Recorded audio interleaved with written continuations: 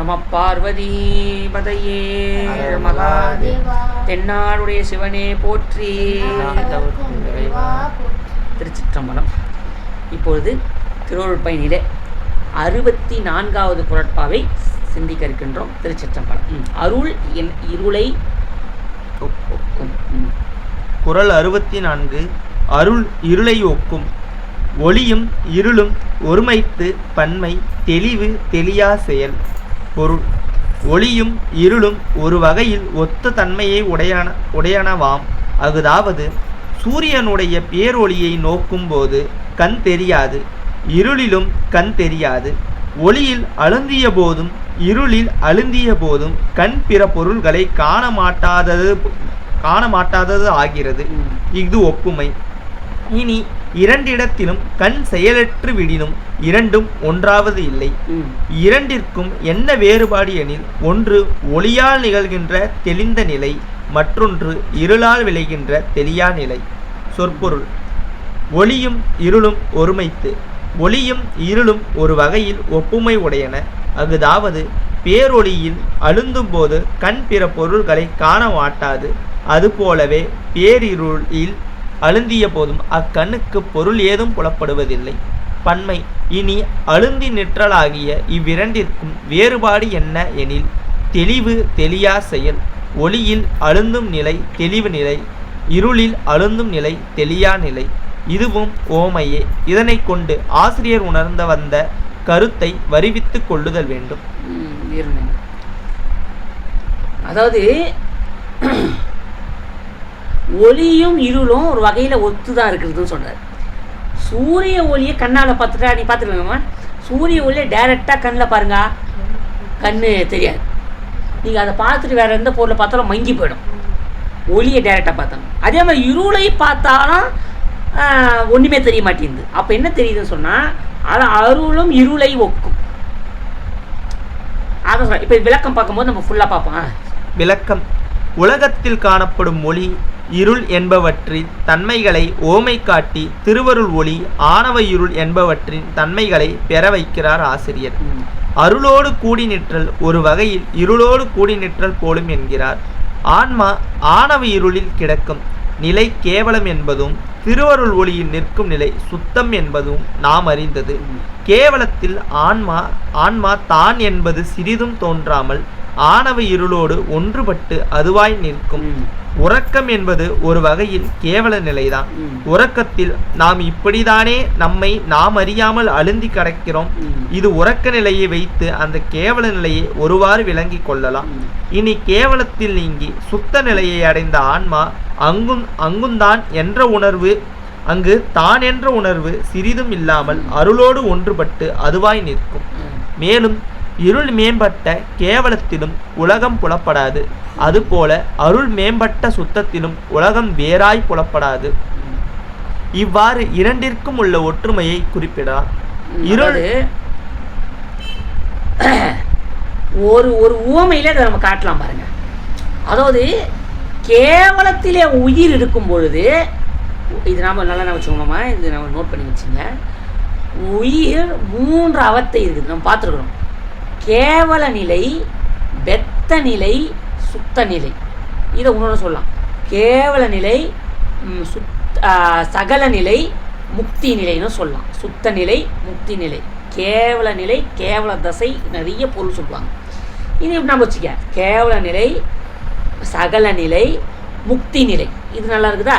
இப்போது கேவல நிலையில் இருக்கும் போதும் உயிர் தான் என்று ஒன்று இருக்கிறோம் என்று தெரியாமல் இருக்கிறது, ஆணவத்தில் அழுந்தி இருக்கிறது. அது எந்த நிலை? இருள் இருக்கிறதுன்னு வச்சுங்க, இருள் இருக்குதுன்னு வச்சுங்க. அதே போல சுத்த நிலையில் ஒளி முழுக்க வந்த காலத்திலே, சுத்த நிலையாகி இறைவன் திருவடி அடைந்த காலத்திலே, உயிர் என்ற ஒரு தன்மை நான் இருக்கிறேன் என்று தெரியாமலே அப்பொழுது உயிர் இருக்கின்றது. இது நான் சொல்றது புரியுதுங்களா? அதாவது கேவலத்தில் ஆணவத்தில் இருக்கும்போதும் உயிர் நான் கேவலத்தில் இருக்கிறேன், நான் ஒரு உயிர் அப்படின்ற தன்மையே தெரியாது. எங்கே இருக்கிறது? கேவலத்தில் ஆணவத்தில். இதுக்கு எந்த உதாரணம் சொல்கிறாரு? தூக்கத்தில் இருக்கும்போது நான் தூங்குகிறேன்ற நிலை நமக்கு தெரியுதா? எழுந்தாதான் நம்ம எங்கே இருக்கிறோம் ஏதுக்கிறோம். நல்லா பாருங்க, தலைக்காணி வச்சு ஒரு ஃபேனு வச்சு ஒரு செட்டிங்காக போடுக்கிறோம், ஒரு பெட்ஷீட் அழகாக போட்டு, ஆஹா என்னமா இருக்குதுங்க, ஸோ பார்த்தா சுகமாக இருக்குது. ஐயோ தலைக்காணி களையக்கூடாது, பெட்ஷீட் களையக்கூடாது, லுங்கி களையக்கூடாது, அப்படி படுகிறோம். தூங்கி எழுதும்போது லுங்கி ஒரு பக்கம் இருக்குது, பெட்ஷீட் ஒரு பக்கம் இருக்குது, தலைக்காணி ஒரு பக்கம் இருக்குது. அப்படி இருக்குதா இல்லையா? அப்போது இப்படி இருக்கும்போது அப்போ லுங்கி ஒரு பக்கம் இருக்குது, தலைக்காணி ஒரு பக்கம் இருக்குது. இப்படி இருக்கக்கூடிய சூழ்நிலையில் அப்போ நம்ம என்ன நினைக்கிறோம்னு சொன்னால், அப்போ அது என்னது, அதுதான் கேவல நிலை. அப்படி கேவல நிலையில் உயிர் இருக்கும் பொழுது தான் உயிருன்ற நினைப்பில் இல்லாமல் அது இருக்குது. இது இருள் நிலை. அப்போ நம்ம சொன்னோம், இருட்டில் இருக்கும் போதும் நம்மளால் அசைய முடியாது, ஃபுல் இருட்டில் நம்மளால் அசைய முடியாது, அதுதான் அந்த நிலை. அப்போ சுத்த நிலை முக்தி நிலையில் வந்தாலும் உயிர் தான் என்ற நிலையில் இல்லாமல் இறைவனோடு அழுந்தி நிற்கும். நல்லா புரிஞ்சுங்க சிவனைய செல்வர்களே, இந்த விளக்கம் ரொம்ப முக்கியமானது. உயிர் ஒரு காலத்திலையும் தனித்து இருக்காது. எப்படி இருக்காது? தனித்து இருக்காது. கேவல நிலையில் இருக்கும்பொழுது ஆணவ மலத்தோடு ஒன்றி ஆணவமாகவே நிற்கும். சகல நிலையில் வரும்பொழுது புலன்களின் வசப்பட்டு உடம்பினோடு கட்டுப்பட்டு இந்த உடம்பே தான் இருக்குது.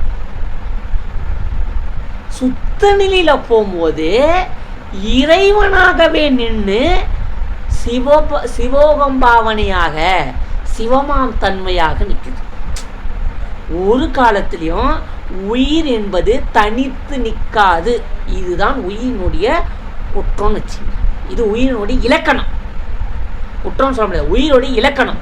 உயிரோடைய இலக்கணம் என்ன? தனித்து நிற்காது, சார்ந்ததின் வண்ணமாகத்தான் உயிர் இருக்கும். அதுக்கு உதாரணம் என்ன? ஸ்படிகத்தை எடுத்துட்டு போயிட்டு சிகப்பில் வச்சா சிகப்பா தெரியும், பச்சையில் வச்சா பச்சையா தெரியும். நம்ம ஸ்படிகலிங்க வாங்கணும்ல, எந்த கலரில் வைக்கிறோமோ அந்த கலராக தெரியும். ஏன் தெரியுது? அது கண்ணாடி போல. அதுதான் உயிர். ஸ்படிகம் தான் உயிர். எங்கே வைக்கிறோமோ அதுவாகவே மாறிடும். ஒரு பச்சோந்தி கூட வச்சுக்கலாம், சார்ந்ததின் வண்ணமாக மாறிவிடுகிறது தான் உயிரோட தன்மை. கெட்டவன் கூட போய் சேர்றியா, கெட்ட எண்ணமே தான் வரும். நல்லவன் கூட சேர்ந்தால் நல்ல எண்ணம் தான் வரும். இது கூட உண்மையானா சத்தியமான உண்மை. உயிர் எது கூட சேருதோ அந்த எண்ணங்களும். இப்போ இங்கே வந்துட்டிங்களா, இப்போ இவனை செய்ய கொடுக்க, தருணையை கூட போய் அம்மா கொடுக்க, இங்கே சிவமானம் கமழ்ந்து சிவமாகவே நம்ம 3 பேருக்கிறோம் பார்த்தியா. இப்போ நம்மளை எது மறைக்கல? ஆணவம் மறைக்கல, மாயை வேலை செய்யல, கண்ம வேலை செய்யல. இப்போ நம்மளுக்கு எது வேலை செய்யுது? சிவமாம் அறிவு பதிஞான வேலை செய்யுது. பதிஞானத்தை வைத்து தான் நல்லா நம்பிச்சிங்க. சைவ சித்தாந்த சாஸ்திரம் நம்மளுக்குள்ள நுழையணும்னாலே பதிஞானம் வேலை செய்யணும். பதிஞானம் இல்லாமல் பசு ஞானத்தால் சிவ வழிபாட்டையும் செய்ய முடியாது, சிவபெருமானையும் வணங்க முடியாது. இது அங்கே எழுதி வச்சுங்க. அப்போ பதிஞானத்தோட துணையை கொண்டு தான் அதை தான் மாணிக்கவாசகர் சொன்னார், அவன் அருளாலே அவன் தாள் வணங்கின்னு சொன்னார். அப்போ பதிஞானத்தை கொண்டே பதியை பெற முடியுமே ஒழிய பசு ஞானத்தாலையும் பாச ஞானத்தினாலையும் பதியை அறிந்து கொள்ள முடியாது என்பது தான் இலக்கணம்.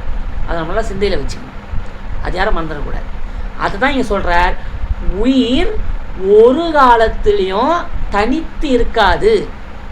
இருளை சார்ந்த காலத்தில் இருளாயும் அது கேவல நிலை. சுத்தத்தை சார்ந்த முக்தி காலத்திலையும் சிவமாம் தடுப்பில் அது சுத்த நிலை. அதை தான் இங்கே சொல்கிறார். ஒளி வந்த காலத்தில் ஒளியாயும் இருள் வந்த காலத்தில் இருளாயும் உயிர். இதுதான் இந்த குழப்பா சொல்கிறேன். இந்த குழப்பா சொல்லக்கூடிய செய்தி என்ன? இந்த செய்தி.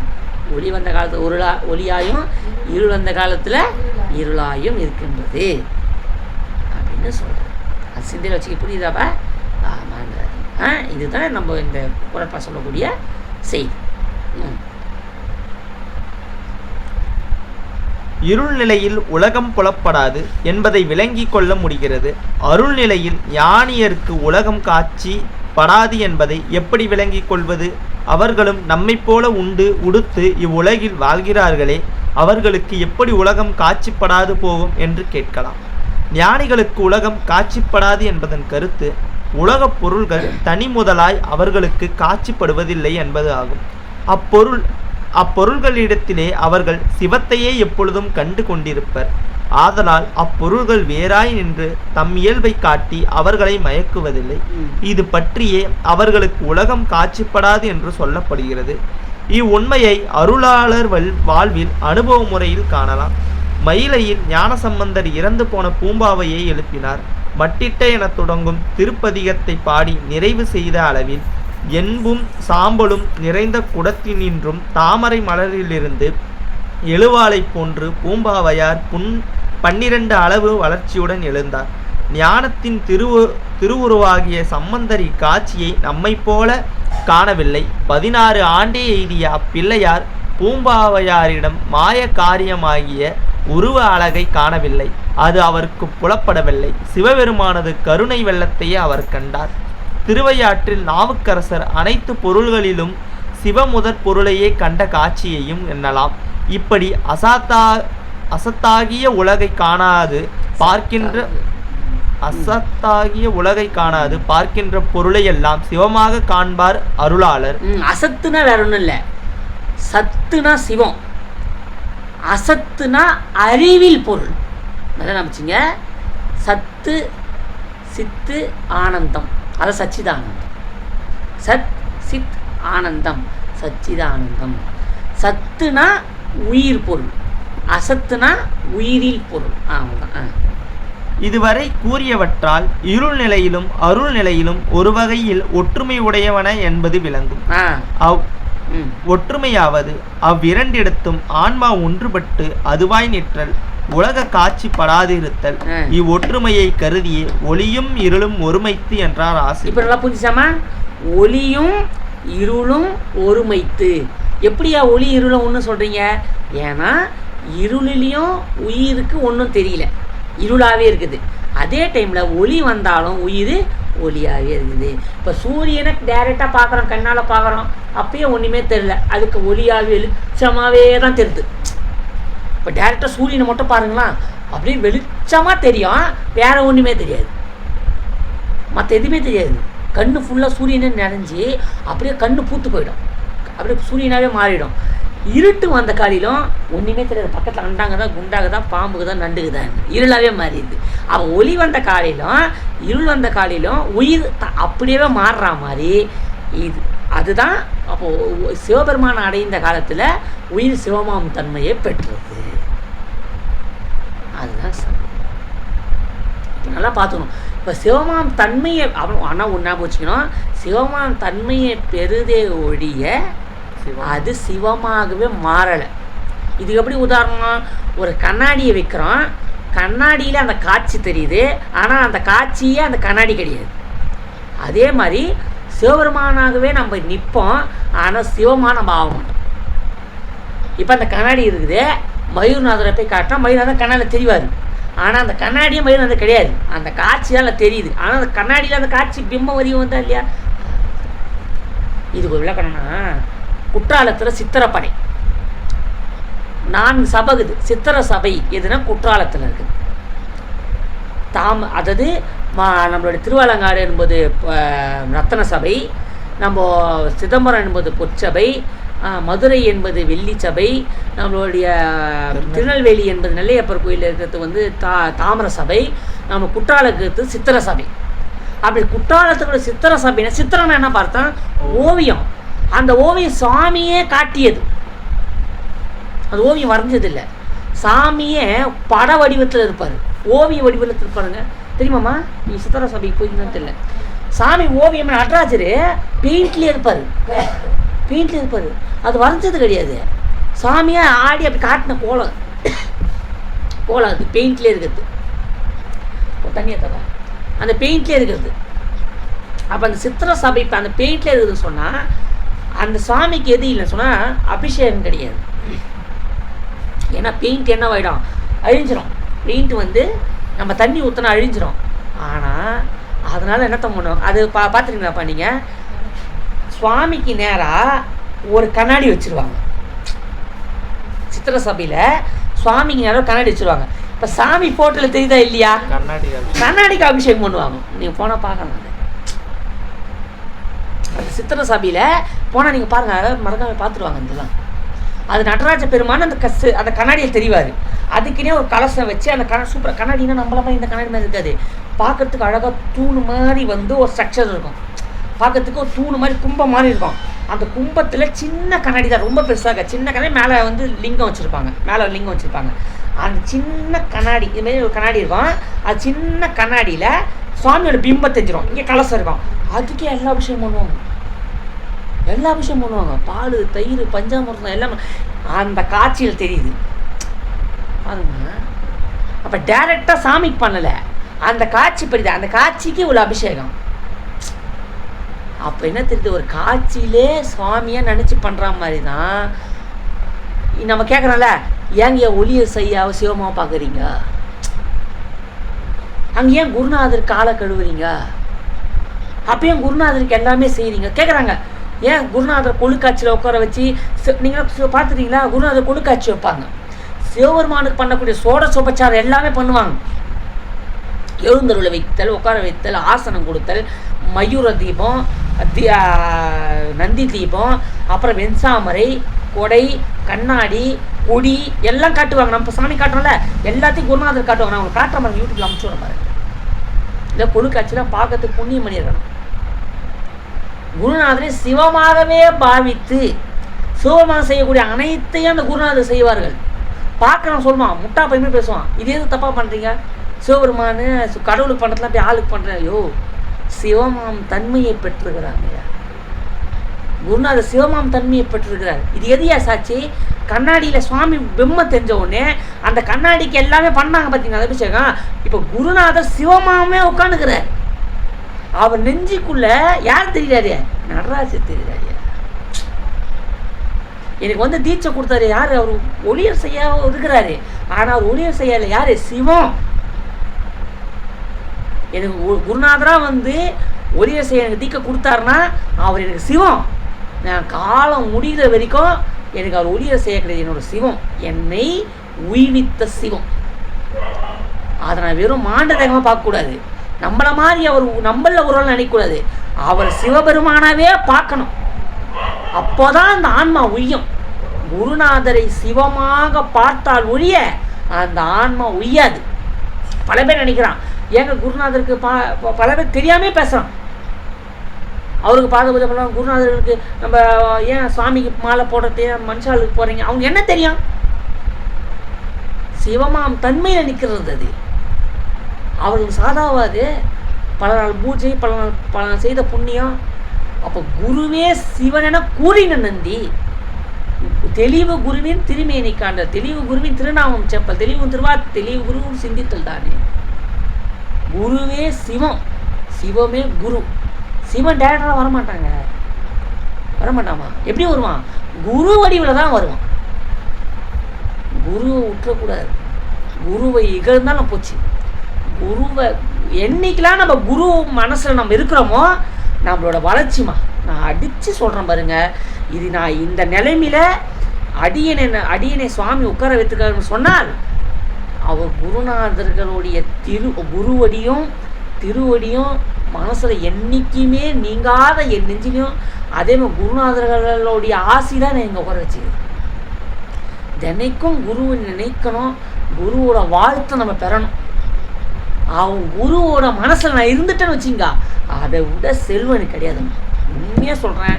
இப்போ எங்கள் ராஜேந்திரன் கேட்குறாரா, அவரோட மனசில் நான் இருக்கிறேன்னா இது என்னோட வளர்ச்சி.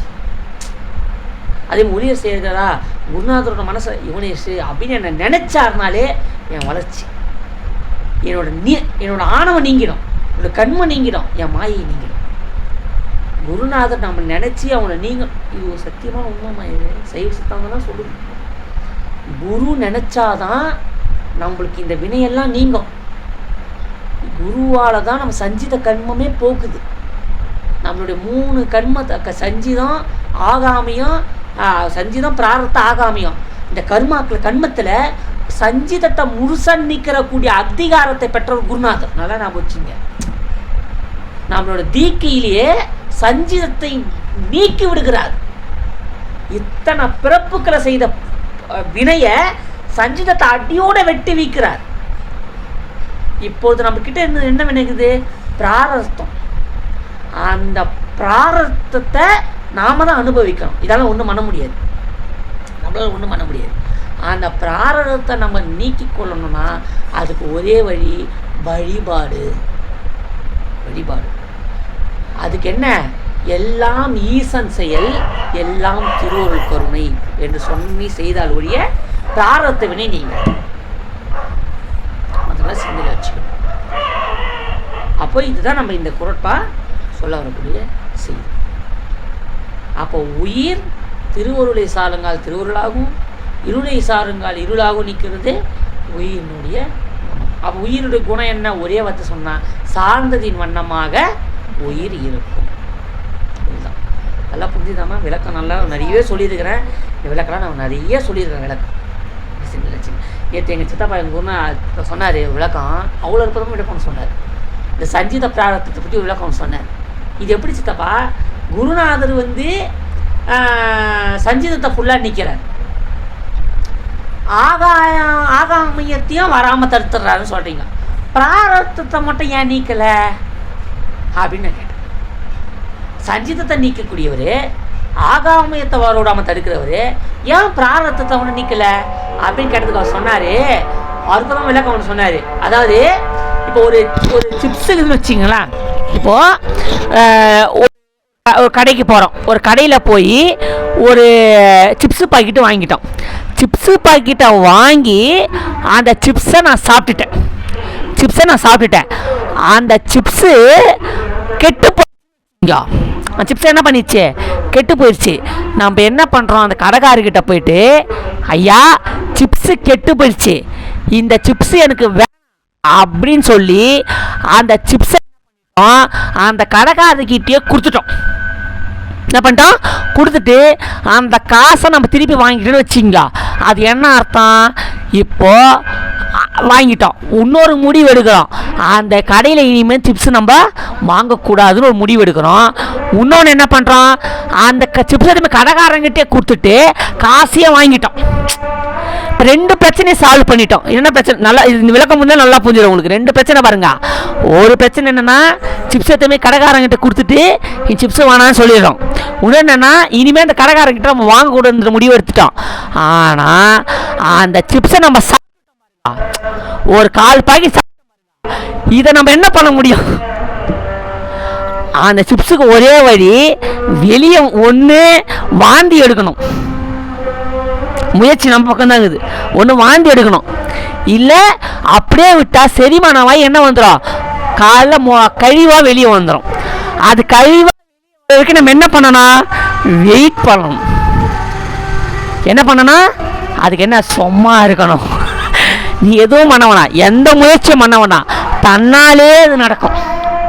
நம்ம எதுவுமே பண்ண வேணாம், தன்னாலே நடக்கும். இதை தாங்க சிவம் சொல்லுது. அப்போ கடைக்காரன் கிட்ட கொடுத்த அது சஞ்சித வினை. சாமி அந்த கடைக்காரன் கிட்ட சஞ்சித வினை மொத்தமா நீக்கிறார். இனிமே அந்த சிப்ஸை பாருங்க, இது குரு உபதேசம் வந்துருச்சு. இனிமேல் நம்ம சிப்ஸை சாப்பிடக்கூடாதுன்ற அறிவு நம்மளுக்குள்ள பதிவு பண்ணிட்டாங்க. ஆனால் அந்த சிப்ஸை கொஞ்சம் சாப்பிட்டுட்டோம் பாருங்க, அதை நம்ம அனுபவிச்சே, அது கசந்தாலும், அது காரில் எடுத்தாலும், அது கெட்டு போயிருந்தாலும் முழுங்கிட்டோம். அந்த முழுங்கினதை டைஜஷன் ஆகி வெளியே வர வரைக்கும் காத்து தான் ஆகணும். அதுதாங்க இந்த பிறப்பு. அதுதான் இப்போ நம்ம இருக்கக்கூடிய நிலை. உமாமா கஷ்டம் சொல்கிறாங்களா? ஒன்றும் பண்ண முடியாது. சிப்ஸ் சாப்பிட்டுட்டோம். இனிமேந்து சிப்ஸ் சாப்பிட, இனிமேந்து வேணா போய் வாங்காமல் இருக்கலாம், அது காப்பாற்றிக்கலாம். என்ன பண்ணலாம்? ஐயோ நம்ம சிவபெருமானை மறந்தா நம்மளுக்கு பிறவி வந்துடும், அந்த கவனத்தில் நம்ம இருந்துடலாம். அதே மாதிரி அந்த விஷயத்தை நம்ம தடுத்துடலாம். அதே மாதிரி போனதே குருநாதர் நீக்கிட்டார், நம்மளுடைய சஞ்சிதவே முசா நீக்கிட்டார். ஆனால் நம்ம சாப்பிட்டதை நம்ம அனுபவிச்சு தான், கட்டாயம் நம்ம அதை அனுபவித்து தான் ஆகணும். அதை ஒருபோதும் நம்ம என்ன பண்ண முடியாது. அதை திருவருள் நீக்காது. அனுபவித்து தான் ஆகணும். இதை இந்த விளக்கத்தை புரிஞ்சிச்சுன்னா உங்களுக்கு இது புரிஞ்சிடும். ஏன்னா அதை நம்ம உண்டுட்டோம். உண்டதை நம்ம ஒன்றுமே இல்லை, ஒரு லட்டை முழுங்கின லட்டை என்ன பண்ண முடியும்? லட்டை தான் முழுங்கிட்டோமே, நம்ம என்ன பண்ண முடியும்? அந்த லட்டு ஒன்று ஜீரணம் ஆகணும், இல்லை வாந்தி எடுக்கணும். வாந்தி எடுக்கிறது என்ன தெரியுமா? நாமளா போய் தற்கொலை பண்ணிக்கிறதுக்கு சமம். ஐயோ நம்மளை வாந்தி எடுக்கிறது எதுக்கு சமம்? தற்கொலை பண்ணிக்க சமம். சாப்பிட்டுட்டோம், வெயிட் பண்ணுவோம் அப்படின்னு வெயிட் பண்ணுற பாருங்க. மறுநாள் காலையில் என்னவாகுது? கழிவாக வெளியே வருது. அந்த கழிவாக வெளியே வர்றது தான் ஒரு பிறப்பு. பிறந்ததுலேருந்து சாகிற வரைக்கும் இருக்கிறது தான் அந்த லட்டு சாப்பிட்டு செரிமானம் ஆகி கழிவாக வர்றது தான் பிறந்து இறக்கிறது. நம்மளா போய் வாந்தி எடுத்துறோங்க, என்னால் முடியலைங்க, லட்டு தொல்லை தாங்கலைங்க, என்னால் நம்ம இதுக்கு வேணாம், அதான் தற்கொலை. ஆனால் தானாக கழிவாக வெளியே வரத்துல எந்த பாதிப்பும் கிடையாது. அது இயற்கை. உள்ளே போனது அதுவாகவே செறிஞ்சு வெளியே வந்துடுது. ஆனால் அது கழிவாக அது நம்மளாக வாந்தி எடுக்கணும்னு ஒரு நாள் நான் அப்படி பண்ணி நான் அவஸ்தைப்பட்டது எனக்கு தான் தெரியும். ஒரு நாள் நானாகவே போயிட்டு வாமிட்டே வரல, எனக்காக இது ஒரு மாதிரி இது, நானாகவே போயிட்டு அந்த மஞ்சள் தண்ணியை குச்சி கையை உள்ளே விட்டு வாந்தி எடுத்துட்டு ஒரு வாரம் தொண்டை புண்ணில் அவஸ்தைப்பட்டிருந்தேன். நான் உள்ளே கூட தொண்டை வீங்கிருச்சு.